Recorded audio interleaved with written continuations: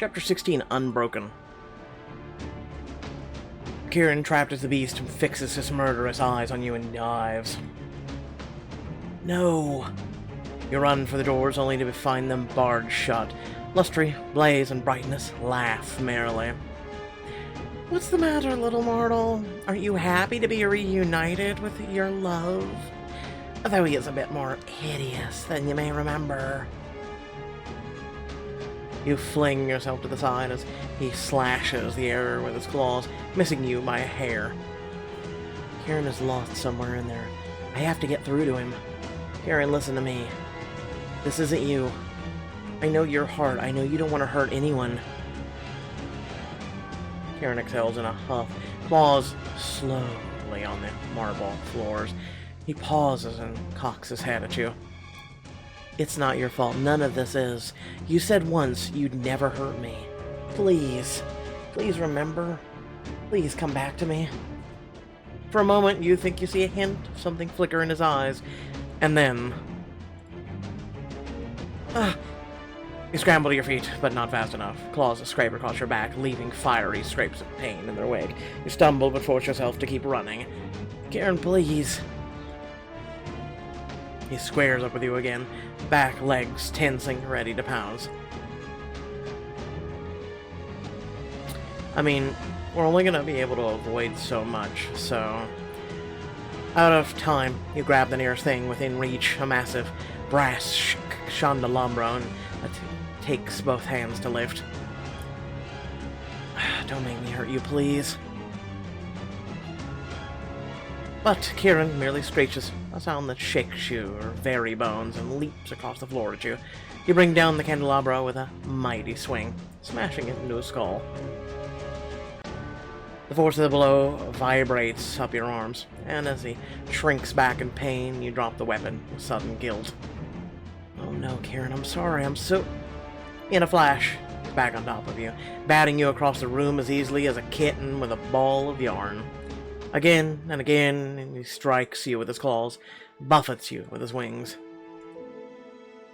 He kicks you flat on the back, knocking the wind out of you, bleeding, wearied. You know it's over. You have nothing left. Kieran, please. I can't. Give up, girl. The beast has consumed your precious prince, as he always knew it would. It's better this way, sweetling. The poor broken man has suffered this wretched existence for so long. Now, at least his misery is at an end. Kieran lets out a hissing snarl as one heavy talon pins you to the floor. You look into his soulless eyes, seeing the blazing animalistic rage and the pain beneath. With death staring you in the face, you know you should be afraid, but you're not. Kieran, it's all right. I just need you to know you're not broken. You think yourself so cold, a monster incapable of love, but I know it isn't true. I've seen how you treat those close to you, seen the warmth and kindness that you show them every day. And that's why, even if you kill me, I'm glad that I met you. Because you deserve to be happy, Kieran. You deserve to be loved. And I will love you until my last breath. He flinches back, snarling, as with great effort, you lift yourself up to kiss his brow. One last time. Oh, sweet. A final goodbye before... Radiance trails off as, instead of ripping you apart, the beast takes a step back, shaking his great feathered head. Kieran? This cannot be. What are you waiting for, you disgusting creature? Kill her! But Kieran only looks down at you, and something sparks to life in the depths of his dark eyes. Something familiar. No. No! Kieran shakes himself again, and a soft light shines beneath the glossy black feathers, growing brighter as they begin to fall away until you're forced to cover your eyes. When you're able to look again, you see a familiar form crouched amid a swirl of black petals and tiny lights like stars. Kieran! Ella, is that... Are you real? I could ask you the same.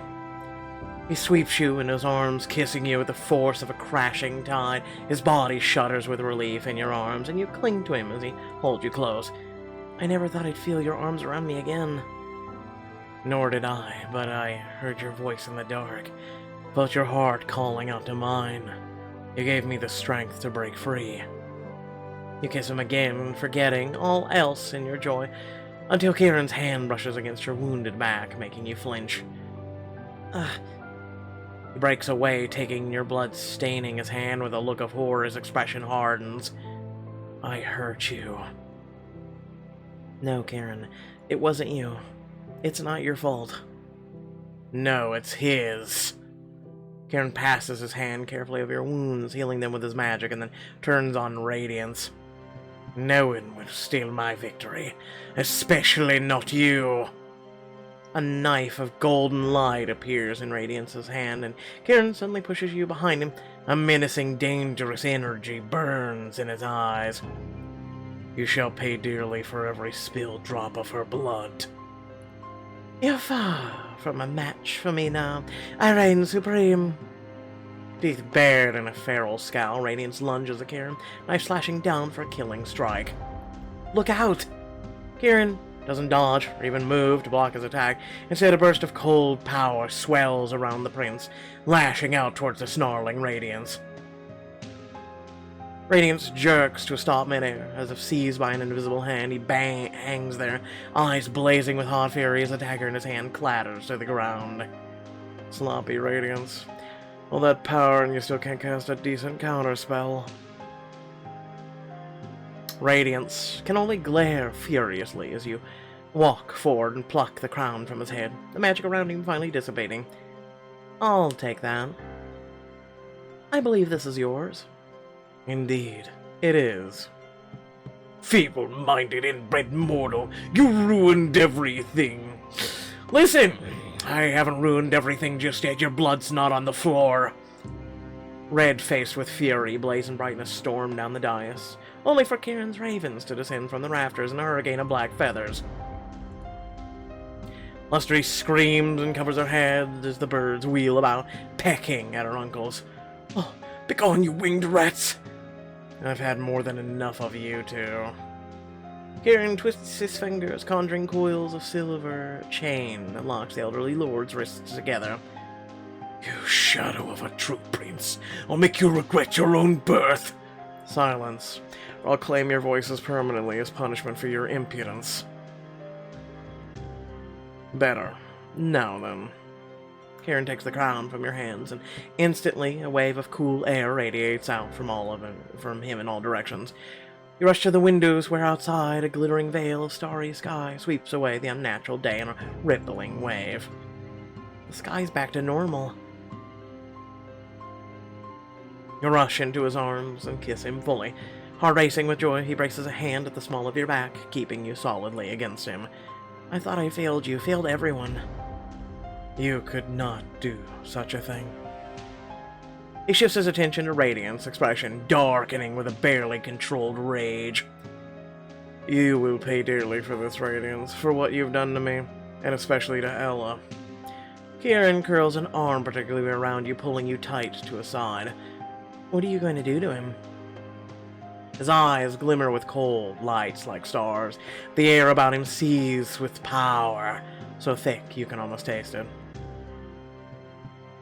But Radiance's frozen, unrepentant stare remains. You think back on everything he's done, every manipulation, the way he ruthlessly played you from the very beginning, and your own rage takes hold. Oh, I would love to pay Radiance back for all he's done. Diamond choice! Listen, it's only revenge if we actually get to make him bleed. I'm just saying! Listen, the darkness has taken hold of me. The Locum you once knew is no longer here. I believe I have a personal debt to collect. By all means, my love. Kieran graciously gestures for you to go ahead. You march over to Radiance, looking over his frozen form. I wish I could feel sorry for you, but you've brought this entirely on yourself. Radiance's eyes shift to you, the only indication he can hear you at all. How does it feel to be controlled by someone else, Not very nice at all, is it? You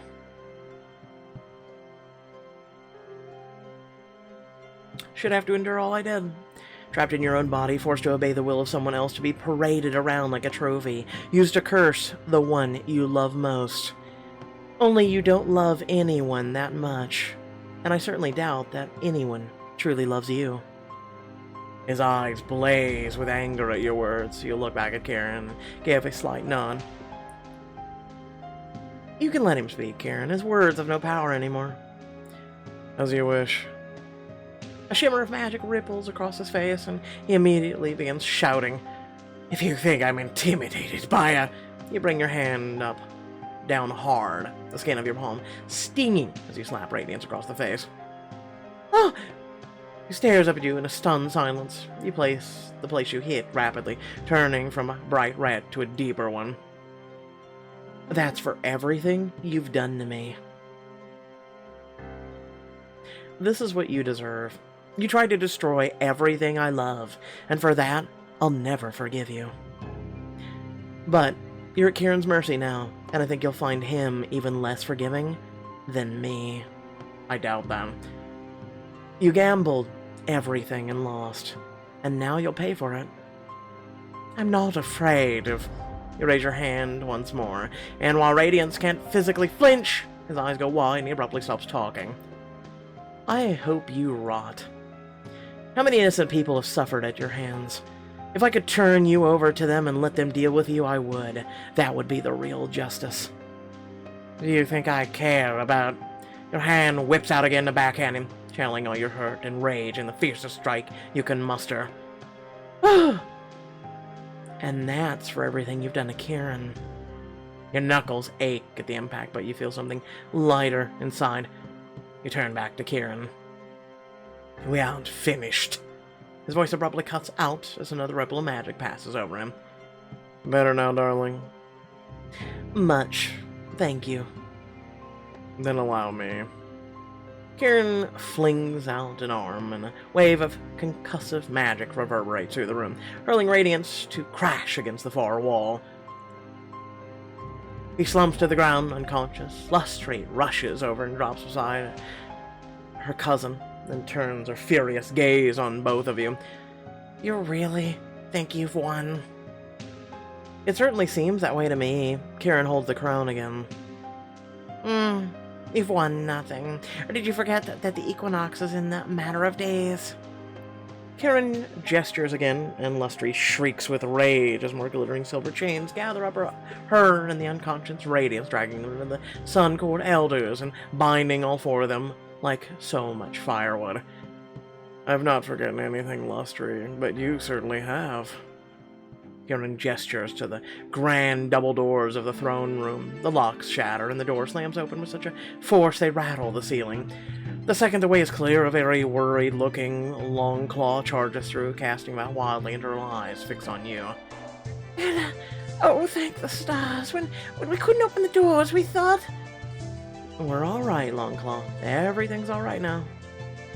Ella, my brave, marvelous girl, you've done it! She certainly has. It's positively wonderful to see you as yourself again, Your Highness. The rest of the Sun Court filters in behind them, more bedraggled than you've ever seen, flanked by the wild animals of the Moon Court. What's going on? Where's King Radiance? Why has the Moon Court attacked us? How did we lose? Because you're all morons and you all deserve to die. I mean, what? Kieran faces Lustry, whose expression shifts between confusion, rage, and triumph. Enjoy this victory while you can, Kieran. Must surrender the crown to the heir of the Sun Court on the first day of spring. But surely there's some way around this. Please tell me there's a loophole in Fey law that lets you keep the crown. No. If I do not turn over the crown, then I am no better than Radiance, and the world will suffer just like it has today. I shall obey the laws and bestow the crown to the heir of the Sun Court. You see, even after all these years, you cannot match us. I mean, does it really have to do with matching or just obeying the laws? The lords begin to crow triumphantly, but Kieran raises one slender hand to silence them. He glances at you, a broad, wicked smile curling his lips. The rightful heir. Gasps and murmurs ripple through the crowds as, slowly, Kieran turns to face Longclaw, gazing at her with surprising gentleness. My loyal friend, you have served me faithfully and humbly for so long. Are you yet ready to reclaim the title that was stolen from you? What? Yep. Your focus whips to Longclaw, who smiles wistfully, her eyes misty. Wait. You're the princess? Yes. She's, what was it, Gleam? Glaze? I remember you said you were only Fae, but you never said you were royalty. Longclaw looks to Sir Montgomery, who gives her a reassuring pat on the arm. It is time they knew, my lady. When I was a young Fae, long ago in another life, my name was Gleam. Longclaw gazes sadly at Radiance, still lying in a heap beside the throne. But I thought Princess Gleam was killed ages ago. Some kind of terrible accident. Not killed, merely changed. Blaze and Brightness had it all up, didn't you? You removed the Princess Gleam from the line of succession so you could install a puppet in her place.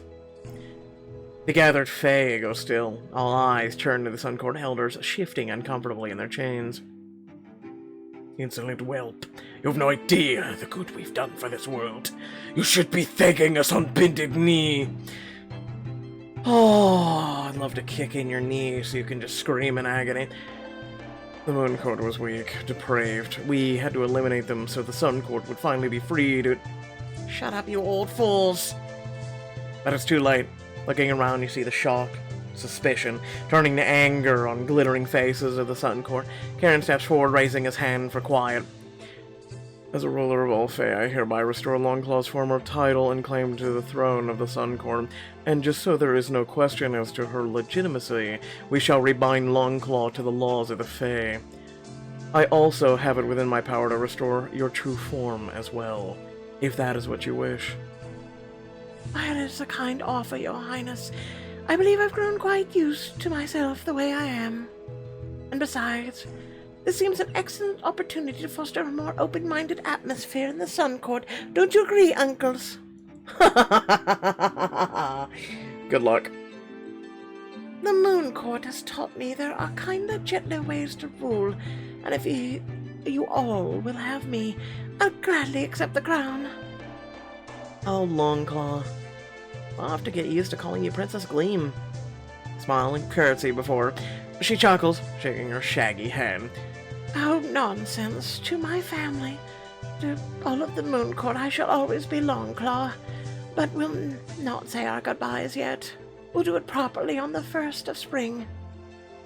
You look over to the 4 Fae who caused all the strife. The lords are apologetic with rage. And Lustry is attempting to stab you with her piercing glare alone. Now can we put them all in a kettle and burn them alive? What's the meaning of this?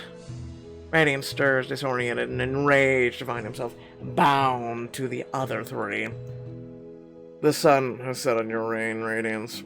On your deceptions, on all of it. Gleam shall rule as she was always meant to. Understanding dawns slowly. Radiance stares aghast at Longclaw. Gleam, is it really... No, it can't be. Gleam is dead. The crown is mine. Not anymore. Lord Blaze and Brightness. Prince Radiance, Princess Lustry, you have violated the most sacred laws of Fae and nature.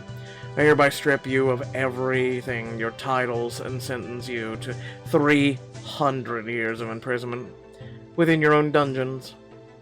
This is an outrage. You can't do this. Our court won't survive with such a weakling at the helm. Well, it didn't technically survive with the best and brightest you had. All 3 of you failed. Technically 4. Lustry doesn't really count, though. So pathetic. At least have the guts to execute us yourself. Oh god, don't give me the chance. You... No, they'll just try again when they go free, right? Why show them mercy? They'd never do the same for us. My gentle girl. Mercy has nothing to do with it. Letting them live in misery with the knowledge that they are forgotten and irrelevant is the worst punishment I could devise. After 300 years without magic or sunlight, I don't suppose they'll be much of a threat to anyone. With a cutting slash of his hand, the massive cage that had imprisoned him breaks from its chains and falls with a deafening crash. A gust of wind shoves all 4 prisoners into the cage, the door slamming shut behind them. Longclaw, I believe their punishment now falls to you. If only things were different, but yes, you're quite right. Longclaw looks wistfully at Radiance, her mouth twisting. My poor dear brother, look at what they've done to you. Look at me, look at you, you hideous beast, you should have died long ago. I forgive you, Radiance, for your role in all this. You were but a child manipulated by our uncles. We had a happy childhood together, don't you remember? I know there's still something of my brother left in you. Oh no, don't do this! But Utter foolish nonsense! Radiance scoffs, but just for a moment you see a cloud of troubled guilt and regret pass over his face. Guards, take them to the dungeons. Yes, Your Highness. The guards grab hold of the massive chain and drag the cage away. Longclaw, they left you no choice. He is no longer the brother I once knew, but perhaps one day. It never hurts to hope. The rest of you, how can you? Let this happen to us, traitors, all of you! Yeah, go f*** yourself. You brace yourself for some objection from the Sun Court, but they shout and jeer as the leaders are hauled out of the door. The only traitors here are you. Your greed brings shame to the Sun Court. Didn't all of you do the same? Shut up! All of you should be sentenced as well. The cage slides over the threshold of the throne room, and Lustry suddenly breaks into a fit of manic laughter. Have you gone mad? What could you possibly find amusing about this? Only that after dragging me over the coals for my failure this past century, you've met your defeat at the hands of a human girl. All that meticulous planning, clever manipulation, undone in a trice by one lovesick whelp. It's just too delicious. It won't be so funny when they throw you back into your cell. At least this time I'll have company. She has a point. Her cackling echoes down the corridor long after the cage has disappeared from view. Then Kieran turns to address the remaining Fae. Spring approaches. I suggest you start by cleaning up this mess and preparing for the coronation of your new princess. Kieran smiles and takes your hand. As for you and I, let's go home. The march home to the Moon Palace is a veritable parade of triumph. Unearthly forest creatures with you and Kieran at the head. Wow, this celebration rivals even your mother's centennial birthday celebration. Don't you agree, Your Highness? Oh, Sir Monty, don't be silly. Prince Kieran was only a child then. He doesn't remember that. As you near the Moon Palace, Kieran turns to face your motley procession. True loyalty is hard to come by, and in my court it will always be rewarded. Go now, with my thanks. Kieran traces a glowing sign in the air, and all around you night-blooming flowers blossom at once, a lush carpet of new growth replacing the burnt forest floor. The forest creatures, both the mundane and otherworldly, bow as one, and then begin to return from whence they came. The lead Fae Wildcat trots forward and yells insistently at Kieran, who rolls his eyes. Yes, I know very well that ere you are dead it shall be repaid. As the wildcats melt back into the forest, the last one brushes briefly up against your leg before disappearing with the others. I think they're starting to like me. At last, only the ravens and Leaf remain. She gives Kieran a long, sideways stare before extending one tiny leg and bowing. Your Highness. Kieran executes a sharp bow in return. Your Majesty. Wow. Leaf whistles to you, wearing the closest thing a bird can get to a smile. Bird court allows always be friends with you, Ella. Thank you, Your Majesty. You wave, a lump in your throat as Leaf flutters away. Longclaw's eyes go huge when she sees the fey flames that helped you swirl playfully through the air. Get back to where you belong, you little lambs. Go on now. Enough of your mischief. You've had your fun. Don't be too harsh with them, Longclaw. They did help us, after all. Oh, very well. But I'm limiting you to 5 minutes of mayhem. Do you hear me? Only 5. The fey flames brighten, dancing and skittering up the walls of the palace in wild merriment. With Kieran's magic, the trip through the forest takes only minutes, but your heart sinks as you approach the ruined palace. Dude, he has magic, trust me. I bet you give him 5 minutes and he'll rebuild this damn thing. Kieran, I'm so sorry. There's nothing left. Kieran throws you a cocky smirk. Dear Ella, surely you know now not to doubt my power. Kieran flicks his hands, and you gasp as chunks of stone rise from the ground, fitting themselves neatly together before your very eyes. Told you. In minutes, the ballroom has returned to its former dusty glamour, as if nothing had happened at all. With all respect, Your Highness, you might have spruced the place up a little while you were at it. You run your hands over the threadbare velvet curtains, a smile blooming on your face. I'm glad he didn't. It's perfect. Longclaw, would you do the honor of opening a few bottles of our finest wine? Assuming, that is, that you still take orders from me. Oh, for now, Your Highness. Wherever shall you find another housekeeper willing to put up with you? I got you to more than put up with me, didn't I? Musical instruments begin to play merrily on their own. The wine flows freely as you drink, laugh, and dance long into the night. Tonight our revels shall become the stuff of legend. Mind yourself, Sir Montgomery. You don't want to break something. After some hours of reveling, Kieran pulls you into a close, tipsy waltz, his voice husky in your ear. Well, my love, we are, the both of us, finally free. What shall we do? Technically, I believe I am still yours until the first day of spring. As it so happens, I've changed my mind. Kieran smiles, just for you, a rare expression of unguarded happiness. You're mine. Forever. Tutorial, congratulations, you collected all the storybook pages and unlocked a bonus story. Okay.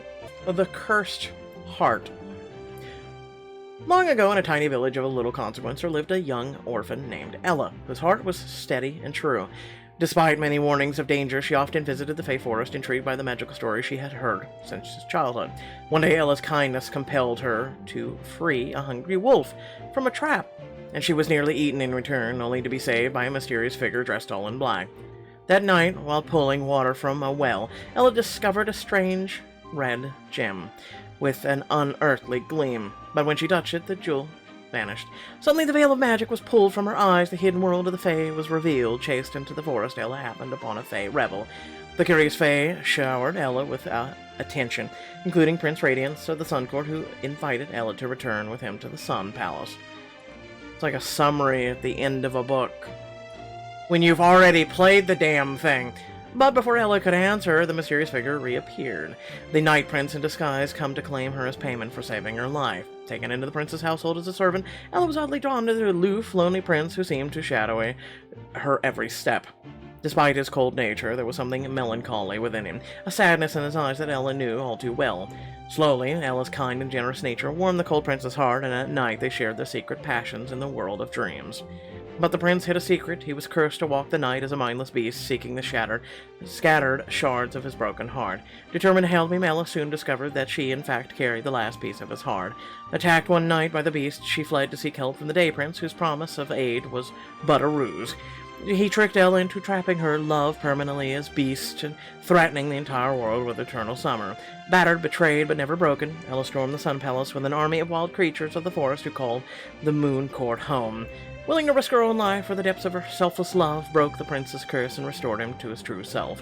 Having triumphed over every obstacle thrown in their way, Ella and Kieran returned to the Moon Court to enjoy a time of peace and love. Well, look, we just read the whole book in like 1 minute. Man, that's amazing. Oh, look at that.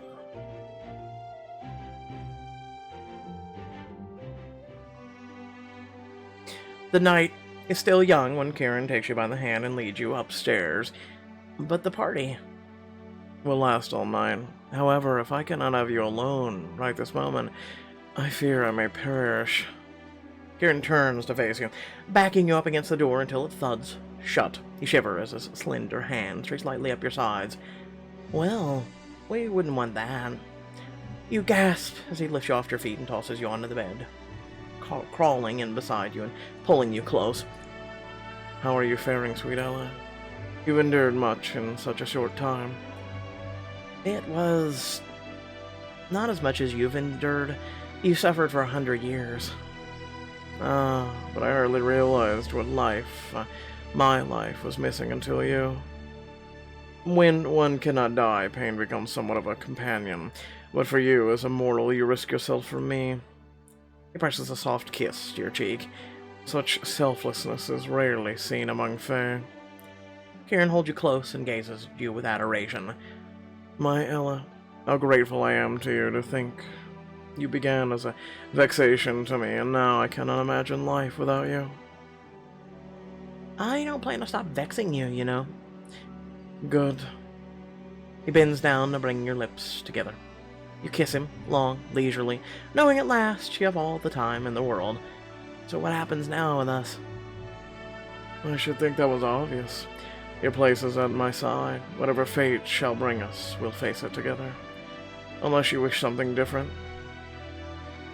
I'm right where I'm meant to be.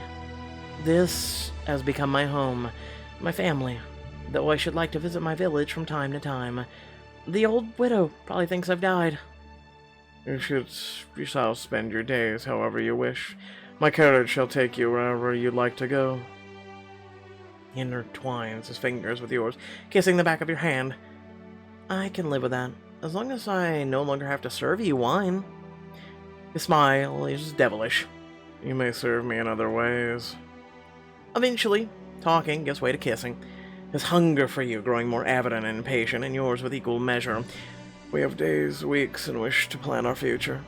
But now that my curse is broken, I shall finally spend the night in your arms. I mean to show you every bit of my devotion, even if it takes me until dawn. This is your last chance to have a romantic moment with Kieran in this book. Yeah, we'll do it. Up until the point where it becomes, not YouTube friendly, and then they cry about it, so we gotta, erase it, so, Welcome to the new, kinder, gentler YouTube in 2022. Anyway, I love you. I want you more than I can say. Kieran growls and captures your mouth, his ferocious affection stealing your breath. His hand spans possessively across your body, seeking the ties to your clothing. I'll let nothing stand between us, Ella. Not even these damn knots. He impatiently slashes the air with a hand, your clothing dissolving into thistledown and blow away with his breath, leaving you bare before him. Patience is a virtue, you know. I haven't very many of those. Kieran kisses the hollow of your throat, then lower, exploring your new exposed skin with his mouth. If you keep vanishing my clothes like this, soon I'll have none left. I'll furnish you with the very finest clothes, my love. Silk, furs, velvet. Except, of course, when we are alone, when you shall wear nothing at all. You are wicked. He pauses and lifts his head, mouth twisting with a wry amusement. I was worse when we met, I'll remind you, and you still fell in love with me. So I think I'll continue to indulge my wicked desires whenever I like. Will you deny me? He kisses down the side of your neck and you sigh happily, as though you've never attempted to rein in your wickedness before. But heaven help me, I crave every part of you.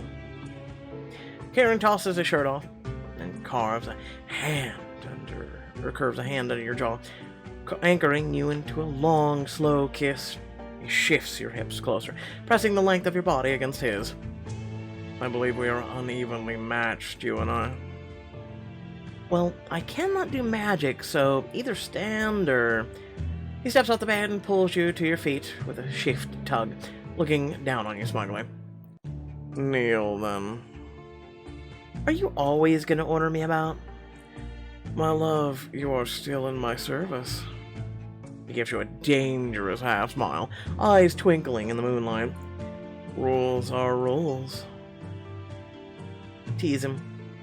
You dance your fingers down his silken, smooth skin, delighted in the way that his muscles of his abdomen jump and flex beneath your touch.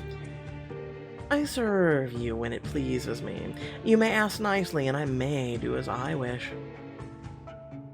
With a growl, he pounces, knocking you back onto the bed before he can pins you beneath him. His clothes disappear in the blink of an eye, and his eyes hold tantalizing promise. But serving me does please you.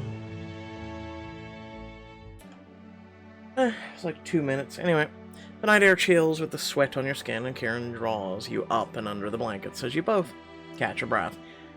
My love, I will not wax and wane with the moon. Ella, I will remain unchanged as long as you live. Tell me you do not have any doubts that you will stay here with me and rule beside me. There's a worried crease between his brows.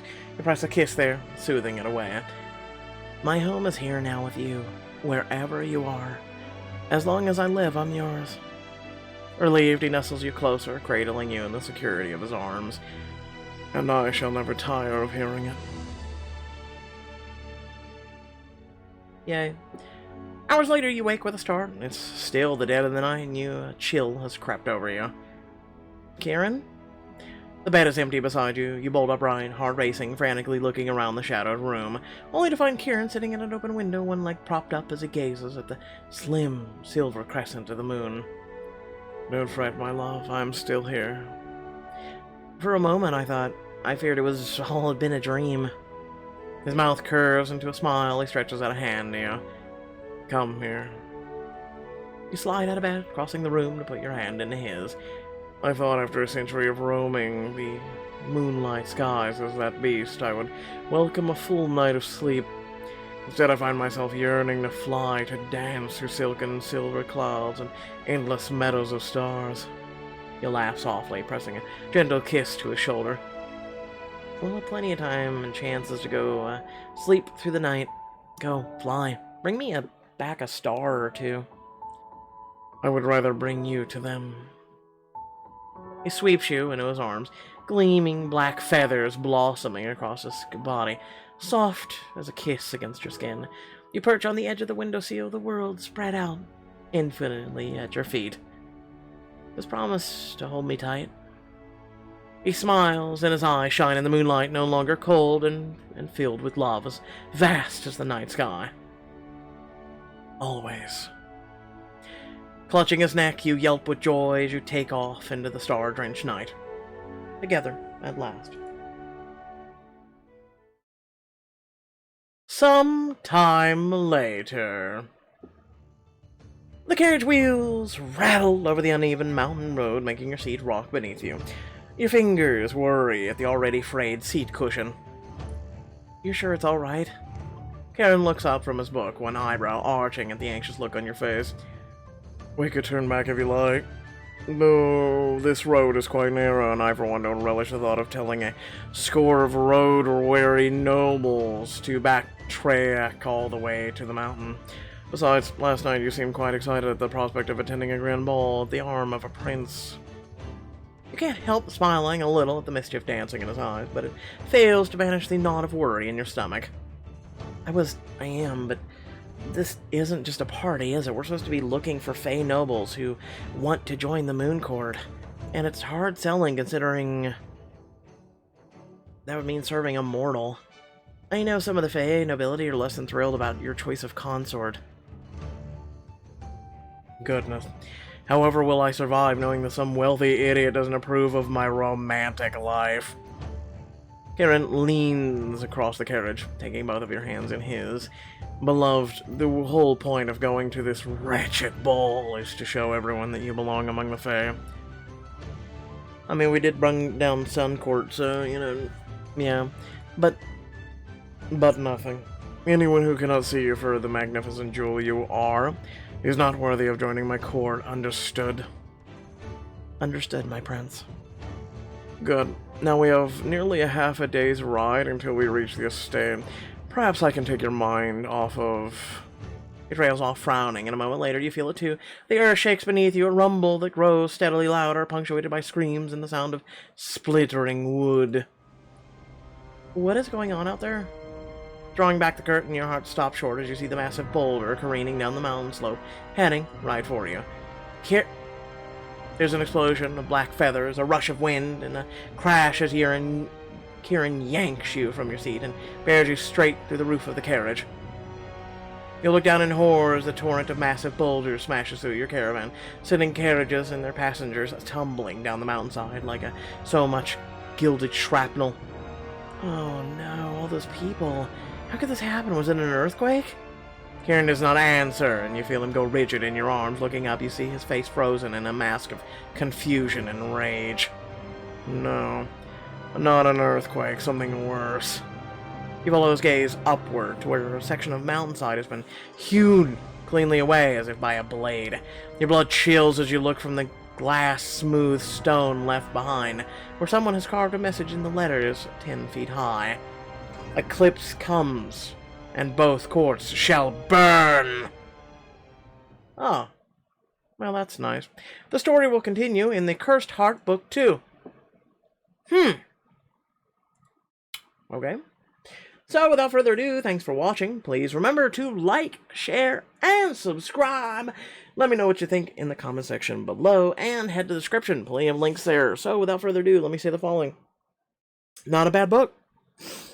Not a bad book. There was love. There wasn't a lot about chicka wow wow. There was intrigue. I gotta say, it's the first good book Pixelberry has done in quite a while.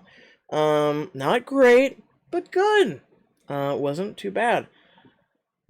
I think there should have been a choice, honestly, for what we done with the 4 idiots, but something tells me they'll come in handy and usefulness. Something tells me Longclaw will work with Radiance, over how much ever time that passes to try and, I don't know, get into his heart or make him see right from wrong, or I don't know. But we'll see. But yeah, and then also, what is the eclipse? Guess we'll find out here soon. And by soon, I mean, probably a year, figuring Pixelberry's timetable and how slow they write these books. So, see y'all in a year. And the sad part is that because it's a continuation, and it was a VIP book originally, that it'll come out in VIP too. So, all of you not doing VIP will have to wait even longer. Isn't that fun? But without further ado, I get so tired of this whole VIP thing, but I do it for you guys, so you guys get to enjoy the content, months before, you know, you air quote should. So, you know, hey, remember, support the channel in any way that you see fit. So, love your beautiful faces. Catch y'all later. Peace out.